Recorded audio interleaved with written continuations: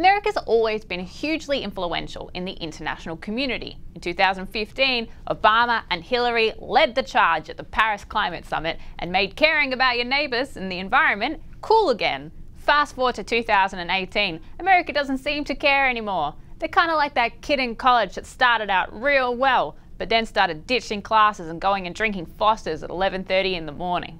Now, the Paris Climate Agreement would still work if every country except America stuck to it. But America's bad example is leading lots of young, influential nations astray. Here's a few examples. Number 1, my country, Australia, which signed the Paris Agreement and promised to build a $100 billion fund to help developing countries transition to a low-carbon economy. But after Trump, the right-wing Prime Minister Malcolm Turnbull was thrown out in favour of an even more right-wing Prime Minister, Scott Morrison, who just declared Australia's not going to contribute anything at all. And also, they're going to keep burning coal, and they're not going to stick to their climate targets, and also, they're not, and I quote, spending money on global climate conferences and all that nonsense. Or number 2, Brazil.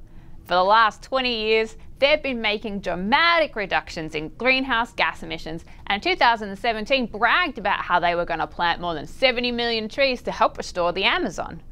But Brazil, they've just had their presidential elections, and the bloke with the most votes, Jair Bolsonaro, aka Brazil's Donald Trump, says he's going to pull Brazil out of the Paris Climate Agreement and open up the rainforest to agribusiness. Good stuff.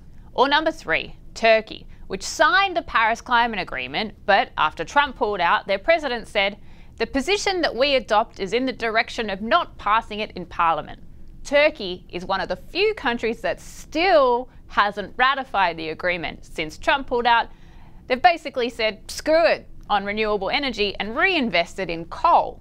They're now moving full steam ahead on a stack of new coal power plants, which will increase annual Turkish emissions by 40%. On ya, Turkey. Now, this whole thing of what happened in Paris can stay in Paris is becoming more and more problematic, not just because we've only got a few years left to avoid a climate apocalypse, but because of this. The United Nations Climate Change Conference. It's coming up in December in Poland. It's the biggest climate meeting since Paris. Most countries are making their plans now, but Trump's leading everyone in the wrong direction and making it almost impossible for countries to work together on something that they can all agree on. This is probably the moment when any hope for global collaboration could go down the So come on, America, you're ruining this whole planet thing for everyone. But what do you guys think? Do you think Trump's setting a bad example for the rest of the world? Let us know in the comments below. Hi everyone, I'm Jade Lovell, resident science nerd on the Young Turks Network. You're watching SciQ and we know you don't want to miss an episode, so please click the subscribe button down below.